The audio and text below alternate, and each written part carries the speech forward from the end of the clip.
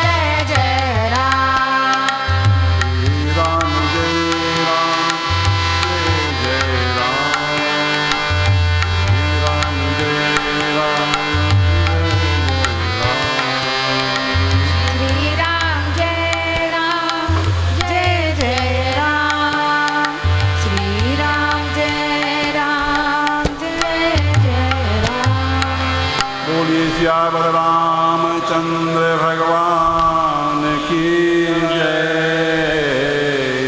पवन सुत हनुमान जी महाराज की जय। गणेश जी महाराज की जय। आइए गुरु वंदना गा लें, फिर आज की कथा में प्रवेश करेंगे। जिनको आता हो सब गाइए, बहुत आनंद आएगा यदि आप भी गाइएगा तो।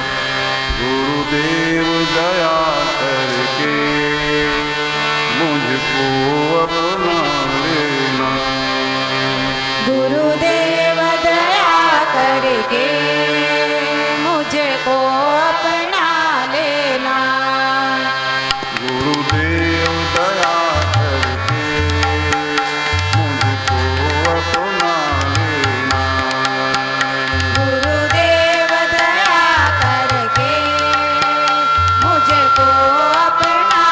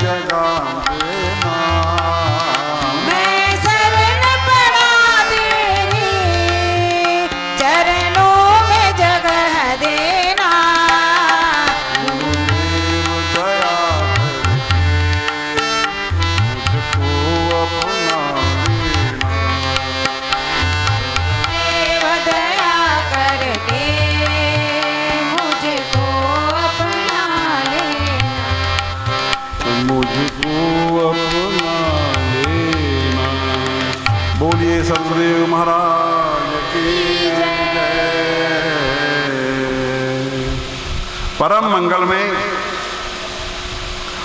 परब्रह्म ब्रह्मांड नायक भारतीय संस्कृति एवं सभ्यता के आधार स्तंभ, धर्म के मूर्तिमान स्वरूप, मर्यादा पुरुषोत्तम श्री हनुमान जी महाराज के आराध्य देव परम पिता श्री राम जी की वांगमयी अर्थात भाषामयी शब्दमयी प्रतिमूर्ति है संत शिरोमणि तुलसीदास जी महाराज के द्वारा रचित यह महान ग्रंथ श्री रामचरितमानस। आज उसी परमपिता परमात्मा श्री राम जी की असीम अनुकंपा से और आप सभी भगवत प्रेमी सज्जनों बहनों के मंगलमय आशीर्वाद से इस भक्ति से परिपूर्ण श्री शिव पहाड़ मंदिर प्रांगण में और श्री राम कथा समिति शिव पहाड़ के पवित्र संकल्प से हम आपके समक्ष यह 9 दिवसीय संगीतमय प्रवचन कार्यक्रम प्रस्तुत कर रहे हैं, जिसके अंतर्गत संपूर्ण श्री राम कथा सुनाने का प्रयास हम कर रहे हैं। उस क्रम में यह आज 7वां दिन है और आज की कथा का मुख्य विषय है संपूर्ण किष्किंधा कांड हम लोग सुनाएंगे और सुंदर कांड के मंगलाचरण तक की कथा आज सुनाने का हम लोगों का इरादा है, विचार है। और फिर कल की कथा में सुंदर कांड समाप्त करके लंका कांड भी समाप्त किया जाएगा और परसों कथा का अंतिम दिवस होगा। परसों हम लोग उत्तर कांड सुनाएंगे। तो आज किष्किंधा कांड और सुंदर कांड का मंगलाचरण तक हम लोग प्रवेश करेंगे। तो प्रसंग प्रारंभ करने से पहले यहाँ सूक्ष्म रूप से उपस्थित सभी देवी देवताओं की आत्माओं का और संत महात्माओं की आत्माओं का हम लोग हार्दिक स्वागत करते हैं, वंदन करते हैं, अभिनंदन करते हैं। क्योंकि जहाँ कहीं भी भगवत कथा होती है, श्री राम की कथा होती है अथवा श्री कृष्ण की कथा होती है, वहाँ सभी देवी देवता लोग सूक्ष्म रूप से पधारते हैं और संत महात्माओं की आत्माएं भी सूक्ष्म रूप से आया करती हैं। और हनुमान जी के लिए तो बड़ा प्रसिद्ध है, एक प्रसिद्ध दोहा भी है, आप लोगों ने सुना होगा और मैं रोज की कथा में सुना भी रहा हूँ। राम कथा जह तू कहे तह तह पवन कुमार, सर पर अंजुलि धरि सुनत बहत नयन जलधार। पवन रामचंद्र की जय, पवन सुत हनुमान की जय। तो इस प्रकार सभी संत महात्माओं की, देवी देवताओं की और हनुमान जी की वंदना करने के पश्चात अब हम लोग धन्यवाद भी देते चलें प्रभु श्री राम जी को, क्योंकि बगैर राम जी की कृपा के और सत्संग में सुलभ नहीं होता है। जब कभी भी जीवन में सत्संग मिले, सत्संग सुलभ हो, सत्संग में हमारी रुचि जागृत हो, सत्संग में हमको आनंद आने लगे, तो यह समझना चाहिए कि प्रभु श्री राम जी की विशेष कृपा हुई है तो हमको आपको जीवन में सत्संग सुलभ हुआ है। देखिए तुलसीदास जी ने सत्संग की महान महिमा के बारे में लगभग 50 स्थान में रामचरितमानस में 50 प्रसंगों में लिख दिया है कि संतों की बड़ी महान महिमा होती है, सत्संग की बड़ी महान महिमा होती है और बगैर सत्संग के इस जन्म मरण के चक्र से भी हमारा आपका छुटकारा नहीं है और बगैर सत्संग के हमारे हृदय की भक्ति भी जागृत नहीं हो सकती। वो दृढ़ भक्ति, वो उच्च कोटि की भक्ति जिससे कि भगवान हमारे पर विशेष कृपा करेंगे। यदि विशेष कृपा चाहते हो भगवान की हम और आप, तो सत्संग को प्रेम से श्रवण करना चाहिए, क्योंकि भगवान ने हमको आपको सर्वश्रेष्ठ योनि दिया, मनुष्य शरीर दिया, 84 लाख योनियों में सर्वश्रेष्ठ हमको आपको बनाया और भगवान हमसे आपसे ये आशा करते हैं कि हम लोग भगवान से प्यार करें। भगवान ने प्यार के खातिर ही तो ये धरती बनाई, सृष्टि की रचना करी, उसमें सर्वश्रेष्ठ योनि मनुष्यों का बनाया। तो भगवान को बहुत अच्छा लगता है यदि कोई मनुष्य बैठ करके भगवान का नाम ले, भगवान का नाम जप करे, भगवान का ध्यान करे, भगवान का सुमिरन करे, भगवान की कथा करे, कथा का गान करे, गान नहीं कर सकता तो कम से कम श्रवण करे। तो भगवान को बहुत अच्छा लगता है कि भाई ये लोग मेरी कथा सुन रहे हैं। हाँ, भगवान को बहुत अच्छा लगता है यदि भगवान की कथा कोई करे, गुणगान कोई करे, सत्संग कोई करे, हाँ, उनका नाम कोई जप करे, उनका ध्यान करे, उनका सुमिरन करे, तो भगवान को भी बहुत अच्छा लगता है। और भगवान बहुत खुश होते हैं। देखिए तुलसीदास जी ने क्या लिख दिया, बिनु सतसंग विवेक ना होए, राम कृपा बिनु सुलभ न सोए। बिनु सतसंग विवेक न होई, राम कृपा बिनु सुलभ न सोई। सतसंगत मुद मंगल मूला, सोई फल सिद्धि सब साधन फूला। सतसंगत मुद मंगल मूला, सोई फल सिद्धि सब साधन फूला। श्री राम जय राम जय जय राम, श्री राम जय जय राम। क्या अर्थ हुआ? बिनु सत्संग विवेक न हुई। बगैर सत्संग के हमारे आपके अंदर का विवेक जागृत नहीं होता है। विवेक का मतलब ज्ञान से भी आप लगा सकते हो कि हमारे भीतर का अंधकार नहीं मिटता है, हमारे भीतर का प्रकाश जागृत नहीं होता है, ज्ञान जागृत नहीं होता है, विवेक जागृत नहीं होता है। अच्छा, आप पूछोगे कि विवेक जागृत होने से क्या फायदा होता है, जरा वो भी बता दो। तो भाई रामचरितमानस के अनेकों प्रसंगों में ये बात बताई गई है कि विवेक जागृत होने से हमारे भीतर का मोह दूर होता है, भ्रम दूर होता है। हाँ, हमारे हृदय में जो मोह भरा हुआ है, माया मोह से हम और आप जो ग्रसित हैं, तो हमारे भीतर का मोह और माया दूर होती है विवेक जागृत होने से, और फिर भगवान के चरणों से प्यार होता है। हाँ, रघुनाथ के चरणों में प्यार जागृत होता है। जितने दूर तक हमारे भीतर का अंधकार दूर होगा, मोह दूर होगा, उतना ही परसेंटेज में, उतनी ही मात्रा में भगवान से हमको आपको प्यार होगा। और जब भगवान से प्यार होने लगेगा तो यही सबसे बड़ा परमार्थ है, यही सबसे बड़ा पुरुषार्थ है। मनुष्य जीवन की सर्वश्रेष्ठ उपलब्धि यही है। मनुष्य जीवन की सर्वश्रेष्ठ सफलता इसी बात में है कि हमारे आपके हृदय में प्यार हो जाए भगवान से। हाँ, मरने तक में भी यदि प्यार हो जाए भगवान से तो हमारा आपका उद्धार हो जाएगा, हमारा आपका कल्याण हो जाएगा, हमारे लिए विमान आएगा और 84 लाख में भटकने से हम और आप बच जाएंगे। इसलिए बगैर भगवान से प्यार के कोई उपाय नहीं है। तो विवेक जागृत होने से मोह भ्रम दूर होगा, भीतर का अंधकार दूर होगा, भगवान से प्यार होगा। इसलिए सत्संग में जरूर आना चाहिए, क्योंकि सत्संग में आने से ही और हमारे आपके भीतर का विवेक जागृत होता है। अच्छा, यहाँ एक बात बता देना बहुत आवश्यक है कि भगवान हमें मिले, भगवान के प्रति प्यार हो, हमारे लिए विमान आवे, 84 लाख में भटकने से हम बच जाएं, इसके लिए बीच में एक सदगुरुदेव महाराज की भी बहुत आवश्यकता होती है। सदगुरुदेव महाराज की भी बहुत आवश्यक भूमिका होती है। इसलिए मनुष्य शरीर रहते और सभी को सदगुरुदेव बना लेना चाहिए। कोई ऐसे संत जिन पर आपकी श्रद्धा जमे, उनको आप गुरु मान लो, उनसे मंत्र दीक्षा ले लो और उनके बताए तरीके से आप अपनी साधना को आगे बढ़ाओ। और जब तक कि आपको जीवन में सदगुरुदेव नहीं मिल पा रहे हैं, तब तक आप हनुमान जी को ही गुरु मान लो। हनुमान चालीसा गाने के क्रम में हम और आप गाते हैं, जय जय जय हनुमान गोसाई, कृपा करो गुरुदेव की नाई।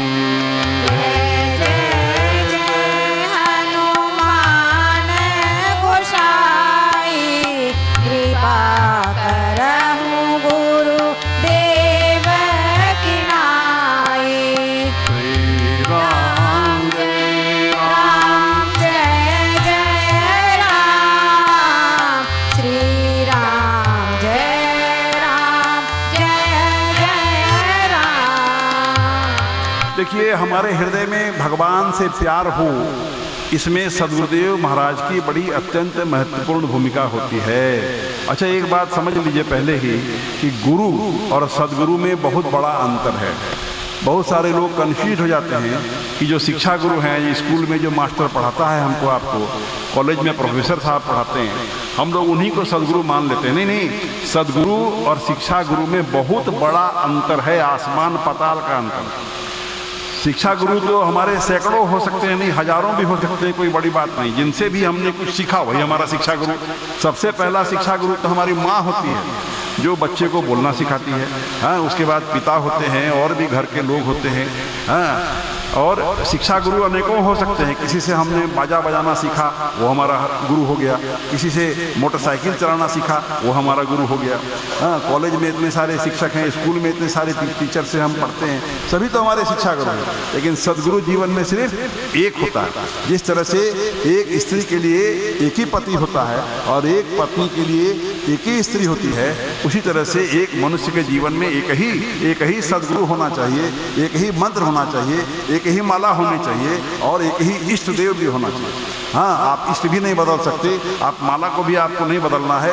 हाँ, आपको मंत्र भी नहीं बदलना है और आप गुरु भी चेंज नहीं कर सकते हो। आज इसको गुरु बनाया, कल उसको बनाया, नहीं, ये सब नहीं चलेगा। इस अध्यात्म के मार्ग में गुरु भी बराबर एक ही होना चाहिए।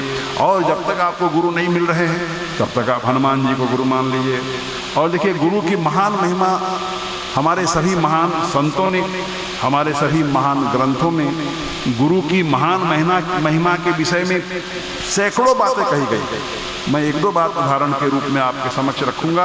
देखिए, रामचरितमानस क्या कहती है गुरु की महिमा, गुरु की महान महिमा के विषय में।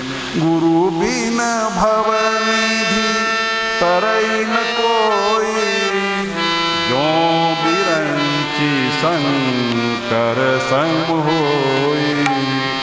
गुरु बिनु भव निधि तरहि न कोई, जो विरंति शंकर सम होई।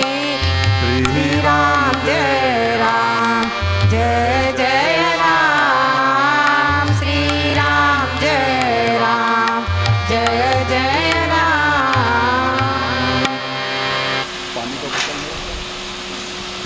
क्या अर्थ हुआ? यहाँ गरुड़ जी कह रहे हैं काकभूषणी जी महाराज से रामचरितमानस के भीतर कि गुरु बिन भव निधि तरहि न कोई, जो बिरंची शंकर सम होई। आप भले ब्रह्मा जी जैसे महान बन जाओ, बड़े बन जाओ, आप शिव जी के जैसे बड़े बन जाओ, लेकिन बगैर सदगुरुदेव के और इस भवनिधि से, संसार रूपी सागर से आप और हम तरने नहीं सकेंगे। ये डिक्लेयर कर दिया रामचरितमानस में। क्यों? क्योंकि देखिए, ये भवनिधि से पार कराना ये गुरु का दायित्व है, ये गुरु का डिपार्टमेंट है, ये गुरु की जिम्मेदारी है। हाँ, देखिए, और एक दो उदाहरण आपको जल्दी जल्दी सुनाऊं। आप लोगों ने सुना भी होगा, एक प्राचीन दोहा है, गुरुर ब्रह्मा गुरुर विष्णु गुरुर्देवो महेश्वर, गुरु साक्षात परब्रह्म, तस्मै श्री गुरुवे नमः। ये बहुत प्राचीन हमारे संत महात्माओं ने ये पंक्ति लिख दिया है। पहले उन्होंने पहली पंक्ति लिखी कि गुरु ब्रह्मा गुरु विष्णु गुरु देवो महेश्वर। उनको संतोष नहीं हुआ, संतुष्टि नहीं हुई, उनको लगा कि कोई अधूरा रह गया, बात पूर्ण नहीं हुई। उन्होंने दूसरी लाइन इसके अंदर में जोड़ दी कि नहीं, गुरु तो साक्षात परब्रह्म परमेश्वर परमात्मा है, और ऐसे गुरु के चरणों में मैं सादर प्रणाम करता हूँ। आइए इस दोहे की कुछ मैं व्याख्या आपको सुनाऊँ, इसका क्या अर्थ हुआ। देखिए, ब्रह्मा विष्णु महेश ये त्रिदेव हैं हमारे आपके जीवन में, और ये तीनों देवता जो हैं ये अपना अपना जिम्मेदारी बहुत बखूबी निभा रहे हैं। इनके कार्यकलाप में कहीं कोई त्रुटि नहीं है। माता के गर्भ में कौन खाना देता है भाई? विष्णु भगवान देता है। जन्म का जिम्मा किसका है? ब्रह्मा जी का है। पालन का जिम्मा किसका है? विष्णु भगवान का है। और संहार का जिम्मा किसका है? शिव जी का है। सब लोग अपना अपना काम बखूबी कर रहे हैं। मुर्गी के अंडे में खाना कौन देता है? उसके भीतर जो जीव पल रहा होता है, हम लोग तो उसको खाना नहीं दे रहे हैं। कौन देता है खाना? वो विष्णु भगवान देते हैं। और माता के गर्भ में जो 9 महीना जो बालक रहता है, हम लोग सब माता के गर्भ में रहे 9 महीना, कौन दिया खाना? हाँ, विष्णु भगवान का जिम्मा है। वो माँ निमित्त है जरूर, लेकिन मेन जिम्मा है विष्णु भगवान। सोचिए ना, कि माँ कहीं कोई गर्भावस्था में कितना इन लोगों को तीता खाने को चाहिए, खट्टा खाने को चाहिए, इमली खाने को चाहिए, सभी औरतों का एक ही हालत है। लेकिन वो नहीं जानती है कि वो खाने से उस बच्चे को कितना अपार कष्ट हो रहा होगा, उसकी चमड़ी कितनी जल रही होगी, वो माता लोग नहीं समझती इस बात को। तो माँ के गलत खान पान और रहन सहन से भी कौन हमारी रक्षा करता है, बोलिए? माँ बोलेगी कि नहीं हम ही, अरे तुम क्या करोगे, हाँ तुम तो जिस तरह का खान पान तुम्हारा है, रहन सहन है, वो तो ये सीताराम हो जाएगा। लेकिन विष्णु भगवान उसका पालन करते हैं। तो ये तीनों देवता अपना अपना विभाग अच्छा से संभाले हुए हैं, लेकिन फिर भी तीनों देवता मिलकर के भी एक काम नहीं कर सकते हैं। क्या? हमको आपको मोक्ष प्रदान नहीं करा सकते, इस जन्म मरण के चक्र से छुटकारा नहीं दिलवा सकते। ये काम ब्रह्मा विष्णु महेश तीनों देवता मिलकर के भी नहीं कर सकते। क्यों? ये उनका डिपार्टमेंट ही नहीं है। ये डिपार्टमेंट है सदगुरुदेव महाराज का, अपना अपना डिपार्टमेंट संभाल रहे हो। लेकिन मोक्ष यदि आपको पाना हो तो ये डिपार्टमेंट भगवान ने सदगुरुदेव का दिया है। हाँ, और कोई भी एक दूसरे के डिपार्टमेंट में इंटरफेरेंस नहीं कर सकते हैं। सांसारिक दृष्टिकोण से सरकारी विभाग में आप लोगों ने कभी कभी दखल अंदाजी किया होगा, लेकिन भगवान के विभाग में सब नहीं चलेगा। वो जिम्मा गुरु का, इसलिए और संतों ने लिख दिया कि गुरु साक्षात परब्रह्म, ब्रह्मा विष्णु महेश से भी बढ़ करके और साक्षात परब्रह्म परमेश्वर परमात्मा है गुरु, चलता फिरता परमात्मा है। इतनी महान महिमा बताई गई है सदगुरुदेव महाराज की। तो अनेकों प्रसंगों में, सैकड़ों प्रसंगों में हमारे महान संतों ने, हमारे महान ग्रंथों ने इस बात को डिक्लेयर कर दिया है कि बगैर सदगुरुदेव महाराज की कृपा के, अनुग्रह के, बगैर उनसे मंत्र दीक्षा लिए हमारा आपका कल्याण नहीं है, हमारा आपका उद्धार नहीं है। आप यदि आपने जीवन में गुरु नहीं किया तो याद रखिए 84 लाख में भटकना ही होगा। भटकने के लिए आप तैयार रहिए, हाँ, क्योंकि आपका उद्धार, हमारा आपका उद्धार संभव ही नहीं। क्यों? ये विभाग ही गुरु का है। इसलिए गुरु की महान महिमा भी बताना बहुत जरूरी था। श्री राम जय राम, जय जय राम, श्री राम जय राम, जय जय राम। आइए अब आज की कथा में हमारा प्रवेश करें। आज की कथा में प्रवेश करने से पहले मैं कल की कथा का जरा याद दिला दूं आपको कि कल की कथा में हम लोगों ने अरण्य कांड कंप्लीट किया था, जिसके अंतर्गत मुख्य रूप से श्री राम गीता, जहां लक्ष्मण जी ने 6 प्रश्न किए थे और बहुत प्रासंगिक थे, रेलेवेंट थे वो प्रश्न। सभी साधकों के हृदय में, सभी भक्तों के हृदय में वो प्रश्न बराबर उमड़ते घुमड़ते रहे हैं कि भाई माया क्या है, हाँ, और वैराग्य किसको कहते हैं, ज्ञान किसको कहते हैं, भक्ति किसको कहते हैं, जीव किसको कहते हैं, ईश्वर किसको कहते हैं, जीव और ईश्वर में अंतर क्या है, जीव और ईश्वर में संबंध क्या है। और आप लोगों को विस्तार पूर्वक कल की कथा में हमने इन सारी बातों की व्याख्या की थी। और उसके बाद नवधा भक्ति प्रसंग में भी हम और आप आए थे, जहाँ माता सबरी को निमित्त बना करके श्री राम जी ने महान शिक्षाप्रद बातें समस्त मनुष्य जाति को दिया था, नवधा भक्ति का ज्ञान दिया था और यह कह दिया था कि किसी साधक में एक प्रकार की भक्ति यदि दृढ़ता से होगी तो वो मेरे को अत्यंत प्यारा है।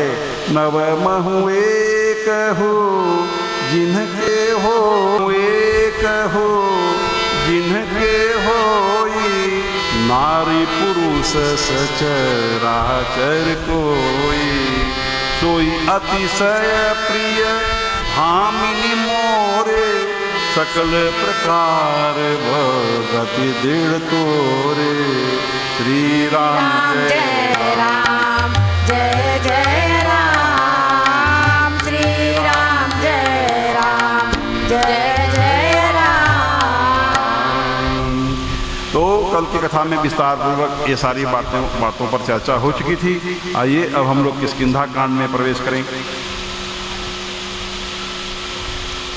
अभी कथा में माता सबरी ने राम जी से बताया था कि आप ऋष्यमुख पर्वत की ओर जाएं, जहाँ पर सुग्रीव से आपकी मित्रता होगी और सुग्रीव ही आपको सीता जी के खोज में मदद करेगा, अनेकों प्रकार से सुग्रीव आपकी सहायता करेगा। ऐसा डिक्लेयर करके बता दिया था माता सबरी ने प्रभु श्री राम जी को। तो अब राम लक्ष्मण सीता जी की खोज में आगे चल रहे हैं। ऋष्यमुख पर्वत निकट आ गया और सुग्रीव जो है अपने कुछ मंत्रियों और संगी साथियों के संग में और ऋष्यमुख पर्वत पर रहता था और वो बाली से बहुत डरता था, क्योंकि बाली उसका बड़ा भाई, उससे शक्ति में बहुत ज़्यादा शक्तिशाली, और वो सुग्रीव के जान के पीछे पड़ा रहता था, सुग्रीव को मारना चाहता था। लेकिन ऋष्यमुख पर्वत पर वो बाली इसलिए नहीं जा पाता था कि बाली को कोई श्राप था किसी संत का कि तुम ऋष्यमुख पर्वत पर नहीं जा सकते, तो उस डर से बाली वहाँ नहीं जाता था ऋष्यमुख पर्वत पर। और सुग्रीव जो है वहाँ अपने कुछ लोगों के साथ रहता था, हनुमान जी भी उन सुग्रीव के साथ रहते थे। तो अभी राम लक्ष्मण को आते हुए देख करके और सुग्रीव जरा चिंता में पड़ गया कि भाई ऐसे दिव्य पुरुष लोग आ रहे हैं, पता नहीं बाली के भेजे हुए हैं न कौन है, हमको मारने आ रहे हैं कि पकड़ने आ रहे हैं। तो डर गया और हनुमान जी को भेजा कि जाओ पता लगाओ, भेष बदल के जाना, ब्राह्मण के भेष में जाना, पता लगाओ कि कौन है। यदि हमारे शत्रु हैं तो हम लोग यहाँ से भाग निकलेंगे, और यदि मददगार हैं तो अच्छी बात है। तो हनुमान जी गए हैं, ब्राह्मण का भेष बना करके राम लक्ष्मण जी के समक्ष उपस्थित हो गए और राम लक्ष्मण जी का परिचय पूछा, आप लोग कौन हैं, कहाँ से आए हैं। काफ़ी देर उन लोगों से संवाद हुआ। तो कुछ देर संवाद के बाद हनुमान जी समझ गए कि राम कौन हैं, और रामचरितमानस में यही पहली पहल हनुमान जी प्रवेश कर रहे हैं। इसलिए आइए बोलिए हनुमान जी महाराज की जय। तो मानस में अभी तक हनुमान जी का प्रवेश नहीं हुआ था, मानस में अब जाकर के हनुमान जी का प्रवेश हुआ और हनुमान जी ब्राह्मण के भेष में आए। उनको भी समय लगा ये समझने में कि राम आखिर हैं तो हैं कौन। इतना गुप्त था राम जी का अवतार, इतना गुप्त था। और दूसरे दिन की कथा में आप लोगों ने सुना था कि माता सती तक को भी नहीं मालूम था कि राम जी आखिर हैं तो हैं कौन। इसीलिए वो परीक्षा लेने गई थी, शिव जी के मना करने के बावजूद गई थी। वो सब कहानी विस्तार पूर्वक आप लोग जान चुके हैं।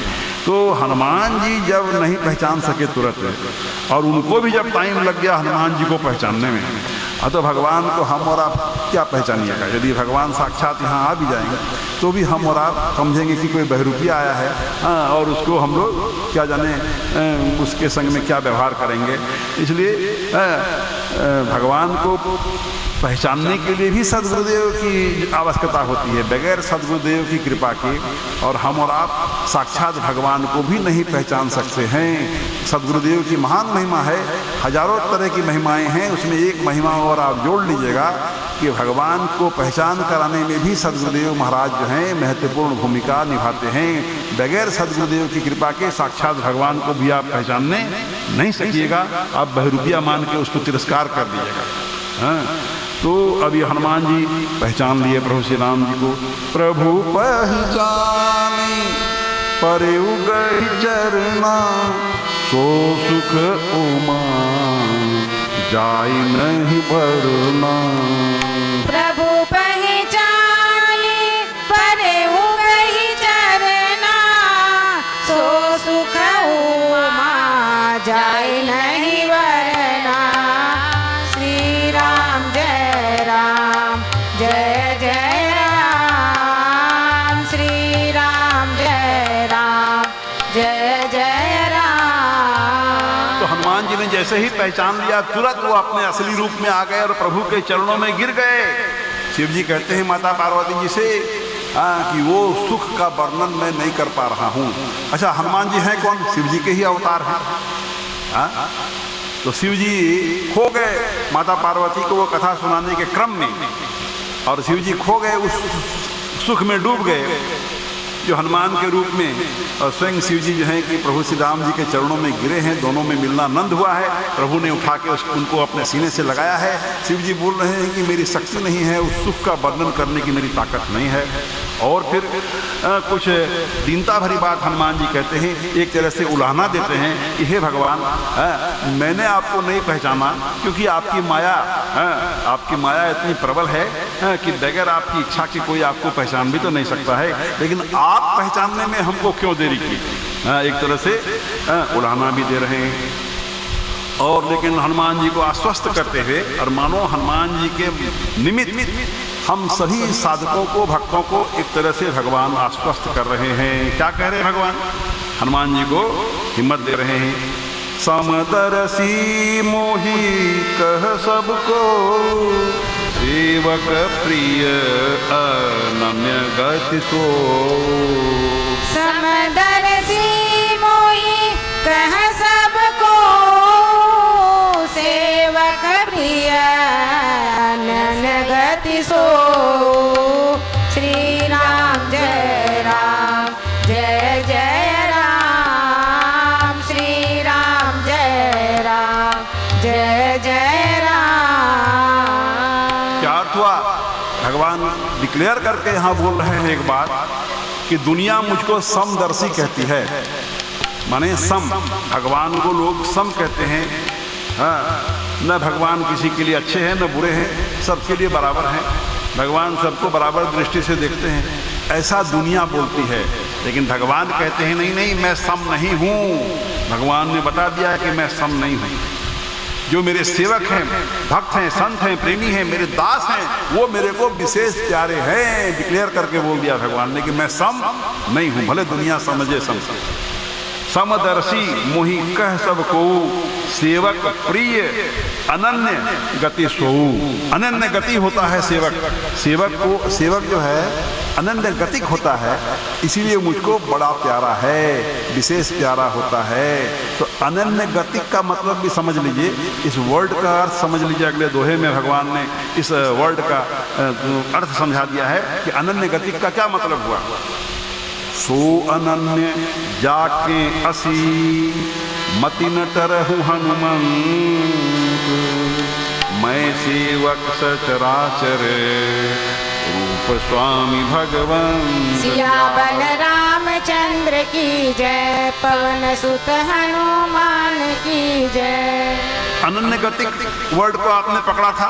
अब अनन्य गतिक का अर्थ भगवान ने इस दोहे में बता दिया कि हे हनुमान, अनन्य वही है जिसकी ऐसी बुद्धि कभी नहीं टलती कि मैं सेवक हूँ और यह चराचर जड़ चेतन जो पदार्थ है, संपूर्ण दुनिया जो दिखलाई दे रही है, संपूर्ण संसार जो दिखलाई दे रहा है, यह मेरे स्वामी और भगवान का ही रूप है। जो इस तरह के सेवक हैं, दास हैं, भक्त हैं, संत हैं, प्रेमी हैं भगवान के, उसके लिए भगवान बोल रहे हैं कि वो अनन्य गतिक है और वो मेरे को विशेष प्यारा है। आपने समझा कि संपूर्ण संसार को ही राममय हमको आपको देखना है। यदि हम भी चाहते हो भगवान के विशेष प्यारे बनने, हम भी चाहते हो कि हम अनन्य गतिक हों भगवान के नज़रों में, तो हमको क्या करना होगा, हमारी दृष्टि कैसी होनी चाहिए। जिस तरह की तुलसीदास जी की दृष्टि थी, वैसी ही दृष्टि हमको आपको बनानी होगी। सिया राम मैं सब जग जानी, करहूँ प्रणाम जोरी जुग पानी। सिया राम मैं सब जग जानी, करहूँ प्रणाम जोरी जुग पानी। इस तरह की दृष्टि यदि हमारी आपकी हो जाए कि संपूर्ण संसार हमको आपको राममय नजर आवे, हाँ, और तब भगवान बोलते हैं कि ऐसा साधक भक्त जो है वो अनन्य गतिक होता है और वो मुझको विशेष प्यारा होता है।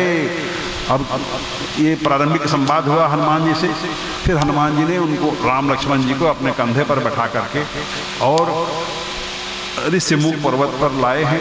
वहाँ सुग्रीव से उनकी मित्रता कराई है, दोनों के बीच में दोस्ती कराई है अग्नि को साक्षी बना करके, और दोनों ही ने अपने अपने दुखड़े बताए। राम जी ने अपना दुखड़ा सुनाया लोगों को, सुग्रीव को, और सुग्रीव ने अपना दुखड़ा सुनाया। सुग्रीव ने अपनी कहानी क्या बताई? सुग्रीव ने बताया कि एक गलत फहमी के चलते और बाली जो मेरा बड़ा भाई मेरे को बहुत प्यार करता था, वो मुझसे बहुत ज़्यादा नाराज़ हो गया। वो कहानी अपनी सुनाता है कि एक बार की बात है, मैं दानव का पुत्र था, मायावी नाम का राक्षस। हाँ, उसने एक बार क्या किया, मायावी राक्षस ने, और बाली को जाके चैलेंज किया कि हमसे युद्ध करो।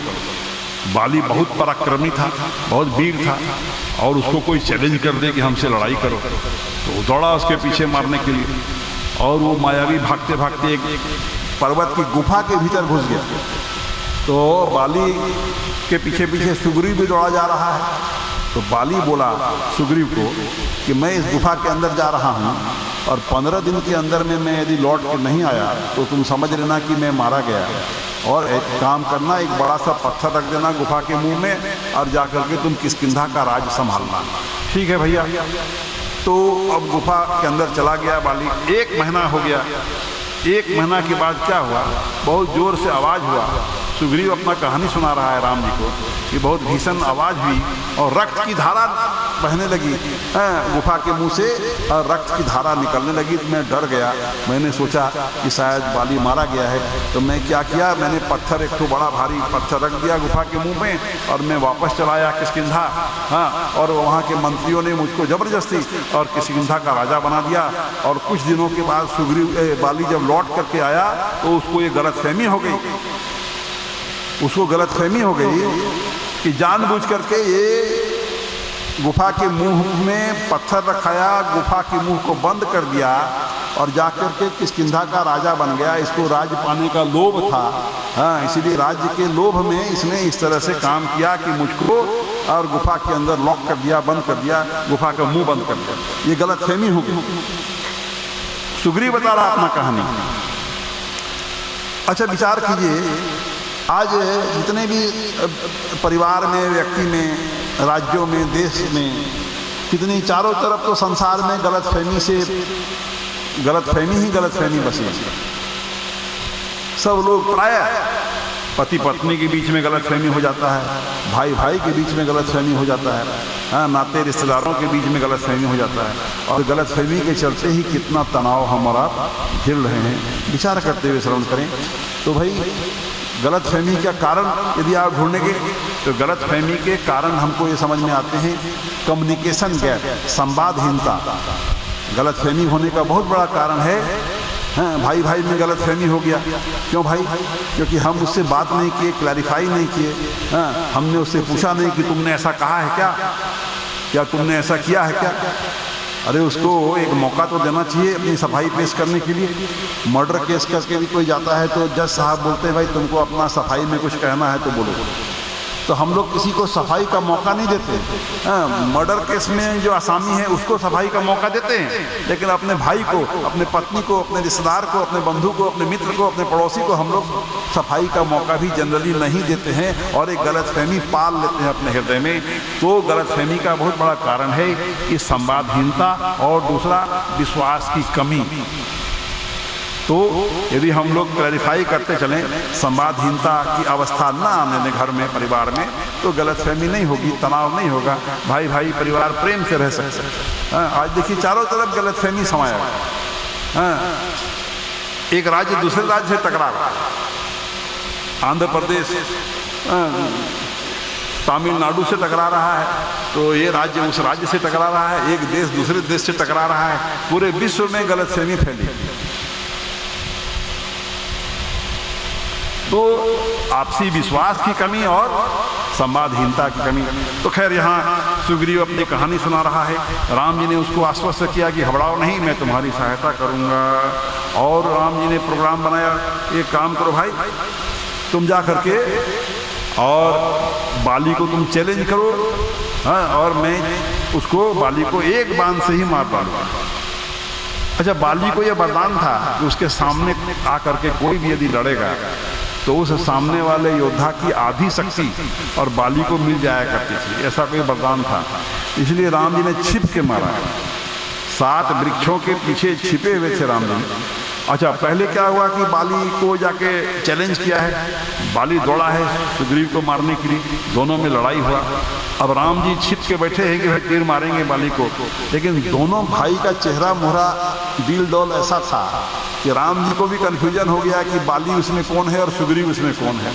तो बाली ने खूब मारा है, सुग्रीव को बेचारा घायल हो गया, रोते कलपते आया राम जी के पास में कि भगवान आपने तो बोला था कि मदद कीजिएगा, बाली को मार दीजिएगा, देखिए मेरा बाली मार मार के मेरा कचुम्बर निकाल दिया। तो भगवान बोले भाई क्या करें, तुम वो दोनों भाई एक जैसा लगते थे, तो हम सोचे कि मारे तो यदि गलती से तुमको लग जाता तीर तो हम मार रहे हैं, मान लो बाली को, तो तुमको लग जाता। तो खैर घबराओ मत, बाली के सुग्रीव के शरीर में हाथ फेरा भगवान ने, वो पुनः स्वस्थ हो गया है। और अब क्या किया भगवान ने, एक माला पहना दिया है सुग्रीव को कि अब तुम फिर जाओ दोबारा चैलेंज करो, अब ये माला तुम्हारे गले में रहेगी तो हमको कन्फ्यूजन नहीं होगा, हम ठीक मारेंगे इस बार। फिर गया है तो आया है तो मार चैलेंज करने के लिए दौड़ा है फिर बाली उसको मारने के लिए। हाँ, दोनों में फिर युद्ध शुरू हो गया और बाली में बहुत शक्तिशाली था, तो सुग्रीव का खूब ठुकाई किया। उधर से राम जी ने एक बाण मारा जो बाली के छाती पे लगा और बाली गिर गया है। मरणासन अवस्था में बाली गिर गया। अब देखिए राम जी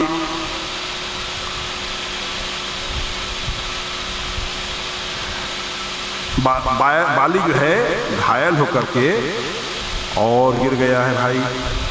और बाली बोलता है कि भगवान मैंने आपका क्या अपराध किया था, आपने मुझको क्यों मारा, पहले बताइए। मैं बैरी सुग्रीव प्यारा, अवगुण कवन नाथ मोहि मारा। मैं बैरी सुग्रीव प्यारा, अवगुण कवन नाथ मोहि मारा। श्री राम जय राम जय जय राम, श्री राम जय राम जय जय राम। तो भगवान कहते हैं, और वो दामी बात भगवान ने अभी भी अब कहने जा रहे हैं। बाली ने पूछा कि मेरा अवगुण क्या था सो बताइए, और मैं आपका बैरी कैसे हो गया, और सुग्रीव आपको बहुत प्यारा हो गया और मैं आपका बैरी हो गया, आपने क्यों मुझको मारा। तो देखिए भगवान क्या जवाब देते हैं, बहुत शिक्षाप्रद बात भगवान कहने जा रहे हैं। भगवान कह रहे हैं, आप गिनती करते चलिएगा। अनुज बधू भगिनी सुतनारी, सुनु सठ कन्या समय चारी। अनुज बधू भगिनी सुतनारी, सुनु सन कन्या समय चारी। इन्हीं को दृष्टि बिलोकई जोई, ताहि बधे कछु पाप न होई। इन्हीं को दृष्टि बिलोकई सोई, ताहि बधे कछु पाप न होई। श्री राम जय राम जय जय राम, श्री राम जय राम जय जय राम। तो राम जी ने जवाब दिया कि छोटे भाई की स्त्री, अनुज बधू यानी छोटे भाई की स्त्री, भगनी का मतलब बहन, और सुत नारी माने बेटे की वाइफ, इन तीनों को अपनी पुत्री के समान समझना चाहिए। और कोई भी आदमी यदि इन चारों में से किसी को भी खराब दृष्टि से देखे तो उसका वध करने में कोई भी पाप नहीं है। श्री राम जय राम जय जय राम, श्री राम जय राम जय जय राम।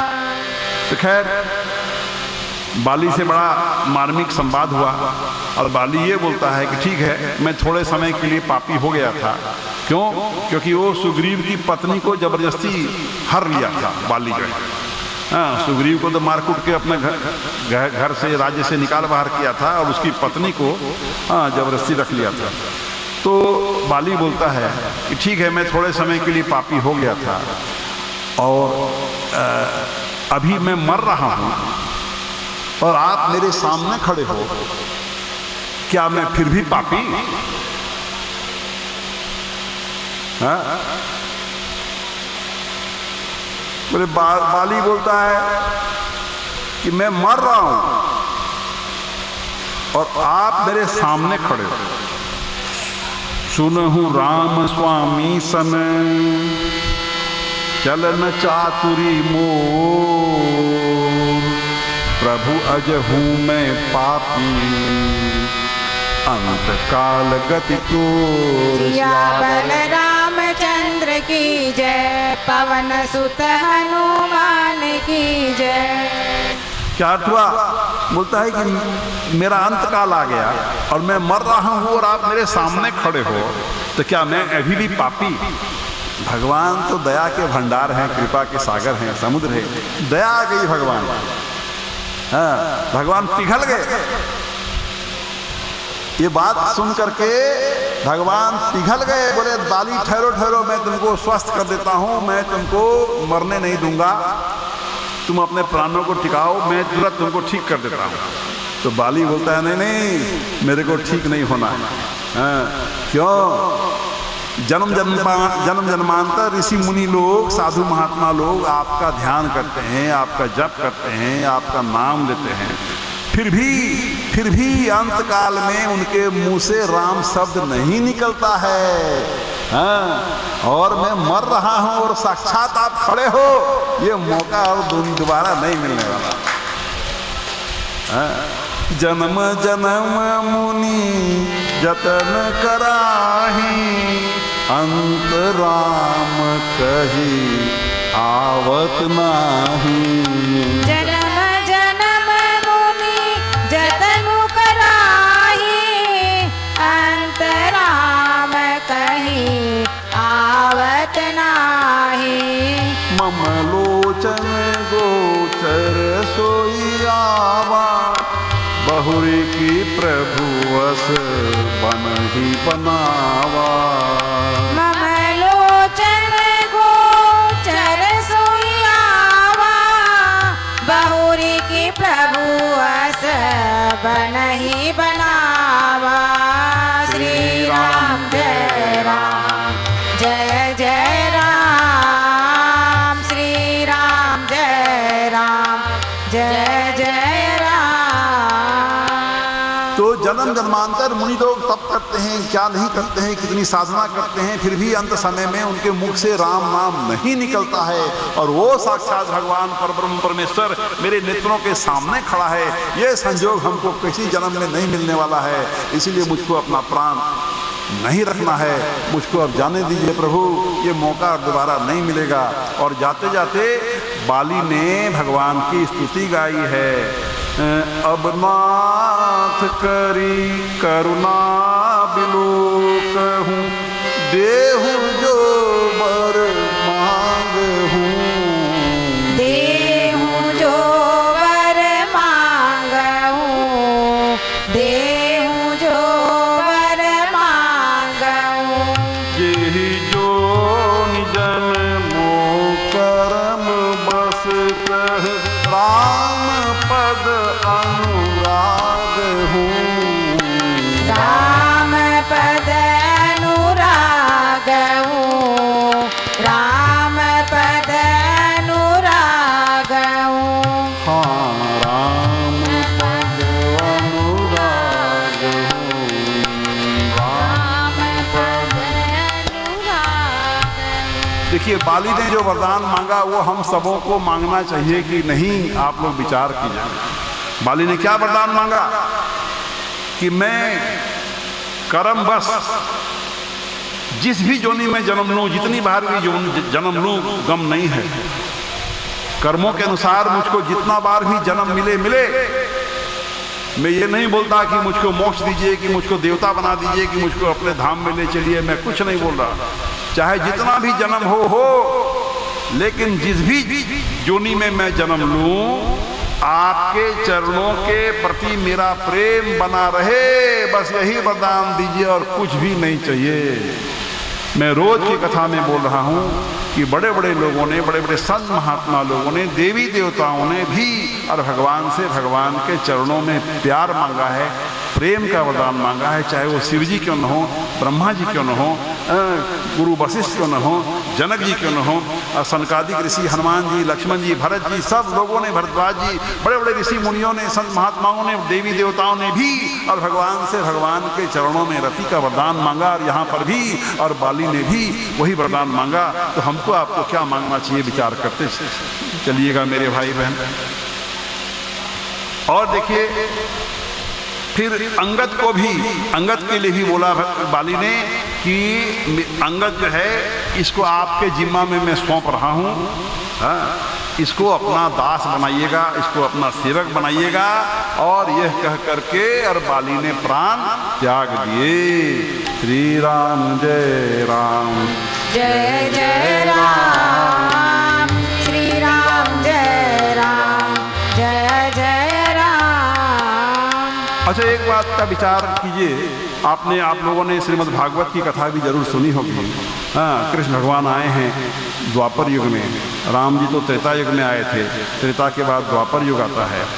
ये जो बाली, ये द्वापर युग में भी आया था और बाली के ही बाण से भगवान की मृत्यु हुई है। छिप के मारा था व्याघ्र, जरा नाम, उसका नाम था जरा। तो जरा नाम के व्याध ने छिप कर तीर मारा, गलतफहमी में तीर मारा, ये सोच के तीर मारा कि शायद कोई हिरण है। हाँ, भगवान के चरण इतने चमकदार थे, खाली चरण का निचले भाग देख रहा था दूर से, तो लगा कि कोई हिरण है। तो भगवान ने तीर मारा, उसी तीर से कृष्ण भगवान की मृत्यु हुई।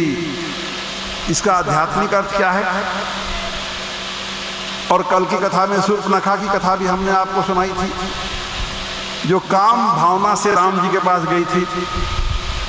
तो जरा शूर्पणखा भी पुनर्जन्म लेकर के द्वापर युग में आई, कुब्जा बन करके आई मथुरा में, और उसकी मुलाकात हुई कृष्ण भगवान से। और कृष्ण भगवान से उसने काम का सुख मांगा है, और भगवान ने कुब्जा को भी काम सुख दिया। जो काम सुख के लिए वो त्रेता युग में शूर्पणखा के रूप में गई थी राम लक्ष्मण के पास, तो वहाँ तो नहीं हुआ उसकी मनोकामना की पूर्ति नहीं हुई। लेकिन भगवान ने उसका कर्जा द्वापर युग में उतार दिया। उसी तरह से भगवान ने बाली का कर्जा भी और द्वापर युग में उतार दिया।